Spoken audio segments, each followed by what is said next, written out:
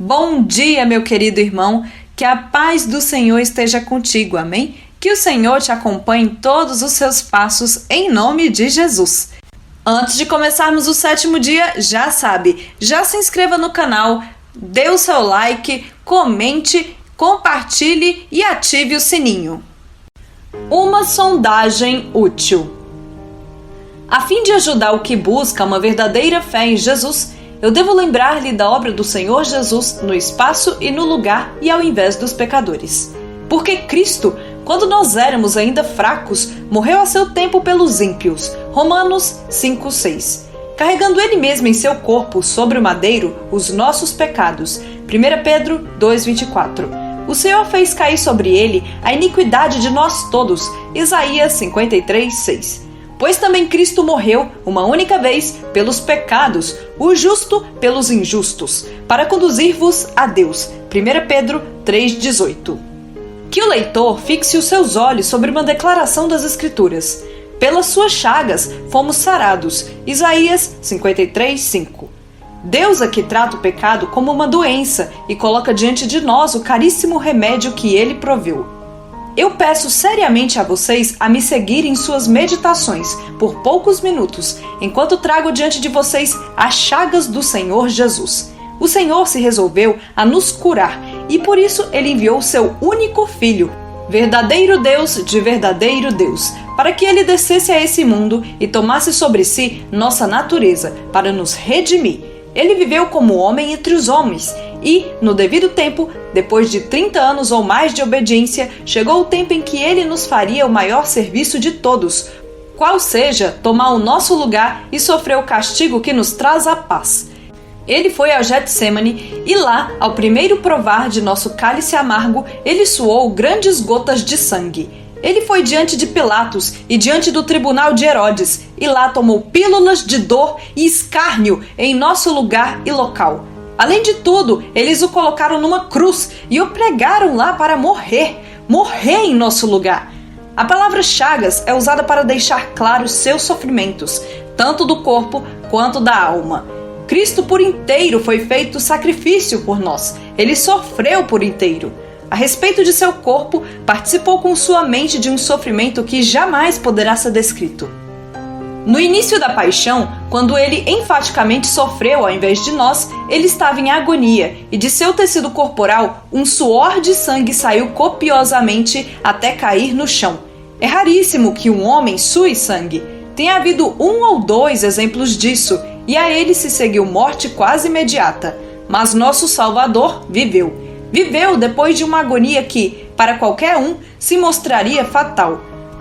Antes que pudesse limpar o rosto deste tom terrível de vermelho, eles o introduziram na sala do sumo sacerdote. Na morte da noite, eles o subjugaram e o levaram. Depois o levaram a Pilatos e Herodes. Eles o açoitaram e seus soldados bateram na sua face e o esbofetearam e colocaram em sua cabeça uma coroa de espinhos. Açoite é uma das piores torturas que a malícia pode infligir. Antigamente, era a desgraça do exército britânico que um gato fosse usado nas costas do soldado. Era a imposição brutal de tortura. Mas para o romano, crueldade era algo tão natural que ele tornou as suas punições comuns mais que brutais. O açoite romano era feito de tendões de bois, trançado em nós. E nos nós eram inseridas lascas de ossos e séries de ossos de ovelhas, de tal forma que cada vez que o açoite acertava as costas expostas, o couro fazia sulcos profundos. Nosso Salvador foi chamado a suportar a grande dor do açoite romano, e isso não como o fim de sua punição, mas como uma introdução da sua crucificação. A isto, seus executores adicionaram bofetadas e o arrancar dos cabelos. Eles não esqueceram nenhuma forma de dor. Em todo o seu enfraquecimento, sangrando e amarrado, eles o fizeram carregar sua cruz até que outro fosse forçado pelo tamanho da sua crueldade para suportá-la, a fim de que sua vítima não morresse no caminho. Eles o desnudaram e o jogaram no chão e o pregaram no madeiro. Eles furaram suas mãos e pés. Eles levantaram o madeiro, com ele em cima, então martelaram no chão, de tal forma que todos os seus membros foram deslocados, de acordo com o lamento do Salmo 22.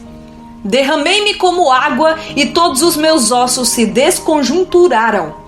Ele ficou pregado diante do sol escaldante até que a febre dissolveu suas forças. E ele disse: meu coração fez-se como cera, derreteu-se dentro de mim, secou-se o meu vigor, como um caco de barro, e a língua se me apega ao céu da boca. Assim me deitas no pó da morte.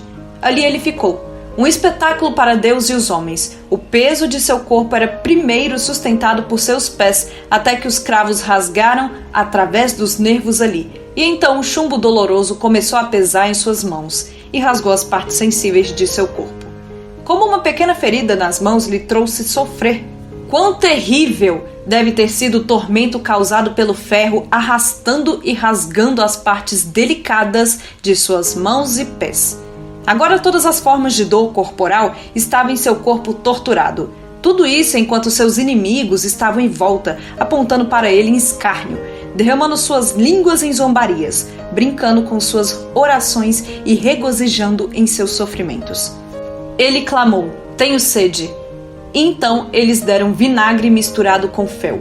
Depois de um tempo ele falou: está consumado.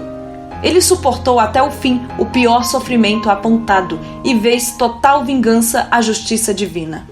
Então, e não até este momento, ele entregou seu espírito. Homens santos de antigamente se demoraram amoravelmente sobre os sofrimentos corporais de nosso Senhor. E eu não hesito em fazer o mesmo, crendo que pecadores vacilantes tenham salvação nessas dolorosas chagas do Redentor. Descrever o sofrimento exterior de nosso Senhor não é fácil. Eu reconheço que falhei, mas os sofrimentos de sua alma, que era sua alma sofrendo, quem pode conceber, muito menos expressar o que foram? No começo lhes disse que ele suou gotas de sangue.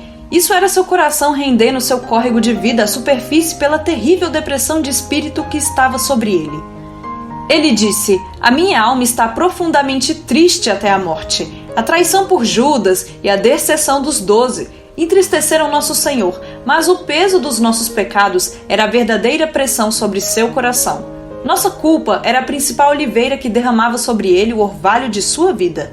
Nenhuma língua jamais poderá descrever a agonia da perspectiva da sua paixão. Quão pouco, então, poderíamos conceber a própria paixão? Quando pregado na cruz, ele sofreu o que nenhum mártir jamais sofreu, pois os mártires, quando morrem, são tão sustentados por Deus que eles têm regozijo junto com seus sofrimentos. Mas nosso Redentor foi rejeitado por seu Pai, até que ele clamou: Deus meu, por que me desamparaste? Esse era o grito mais amargo de todos, a mais profunda de suas dores insondáveis. E era necessário que ele fosse desertado, porque Deus precisou virar suas costas ao pecado e, consequentemente, a ele que foi feito pecado por nós. A alma do grande substituto sofreu uma montanha de miséria ao invés daquele horror do inferno que os pecadores sofreriam se ele não tivesse colocado sobre si os seus pecados e se fazer maldição em nosso lugar. Está escrito: maldito todo aquele que for pendurado em madeiro. Mas quem sabe o que essa maldição realmente significa? O remédio para os seus e meus pecados é encontrado no sofrimento substituto do Senhor Jesus, e nele somente. Essas chagas do Senhor Jesus Cristo foram para o nosso bem. Você pergunta: há qualquer coisa que devamos fazer para remover a culpa do pecado? Eu respondo: não há nada que você possa fazer. Pelas chagas de Jesus somos sarados. Ele suportou todas aquelas chagas e não deixou nenhuma para que nós suportássemos. Mas não devemos nós crer nele? Ah, certamente. Se eu falasse sobre alguma pomada que cura, eu não nego que você precisa de uma atadura ou gaze para segurá-la na ferida. Fé é o curativo que une o remédio da reconciliação de Cristo no sofrimento do nosso pecado. O curativo não cura. Esse é o trabalho da pomada. Assim, a fé também não cura. Isso é o trabalho da expiação de Cristo. Mas devemos nos arrepender, diz outro. Certamente devemos, pois arrependimento é o primeiro sinal da cura. Mas as chagas de Jesus nos curam e não nosso arrependimento. Essas chagas, quando aplicadas sobre o coração, produzem arrependimento em nós. Odiamos o pecado porque fez Jesus sofrer. Quando você confia inteligentemente em Jesus como tendo sofrido por você, então você descobre o fato que Deus nunca irá punir você pela mesma ofensa pela qual Jesus morreu. Sua justiça nunca permitirá ver a dívida paga primeiro pelo fiador e depois novamente pelo devedor. Justiça não pode exigir 2 vezes o pagamento. Se meu fiador sangrando carregou minha culpa, então eu não posso tê-la. Aceitando que Cristo Jesus sofreu por mim, eu aceitei uma completa liberação da responsabilidade judicial. Eu fui condenado em Cristo e assim, por causa disso, agora já não há mais condenação para mim. Esse é o fundamento da segurança do pecador que crê em Jesus. Ele vive porque Jesus morreu em seu lugar. E ele é aceito diante de Deus porque Jesus é aceito. A pessoa pela qual Jesus é um substituto aceito deve sair livre. Ninguém pode tocá-lo. Ele está limpo. Meu ouvinte, terá você a Jesus Cristo como substituto? Se sim, tu estás livre. Aquele que nele crê não é condenado, pois pelas suas chagas fomos sarados. Meu irmão, obrigada por ouvir mais um dia. Obrigada, Senhor Jesus. Obrigada por tudo que Tu fizestes por nós. Graças a Ti, meu Senhor, nós temos a vida eterna. Muito obrigada, meu Pai. Muito obrigada por me conceder a oportunidade de falar com meu irmão. Amém? Irmão, não há nada que devamos fazer para acrescentar a nossa salvação. Nós precisamos apenas crer em Jesus. Você não perderá nada com isso, eu te garanto. É maravilhoso. Muito pelo contrário, você só ganha. Porque Jesus Cristo disse: quem achar a sua vida, perdê-la-á. Mas quem perder a sua vida por amor a mim, achá-la-á. Meu irmão, isso é muito forte. Porque a gente nem merecia receber tudo isso que nós recebemos. Mas o Senhor faz tudo isso por nós. Muitas pessoas dizem: meus heróis estão mortos. Mas o nosso herói Jesus Cristo está vivo, porque Ele ressuscitou no 3º dia. Tudo isso que foi descrito nesse capítulo é inexplicável existir um amor assim. Irmão, me desculpa, eu sempre me emociono quando falo do sacrifício que Jesus fez por nós. Eu amo Jesus Cristo, eu não tenho vergonha de adorá-lo, sabe? Eu não tenho vergonha do meu Pai. Um grande abraço e até amanhã.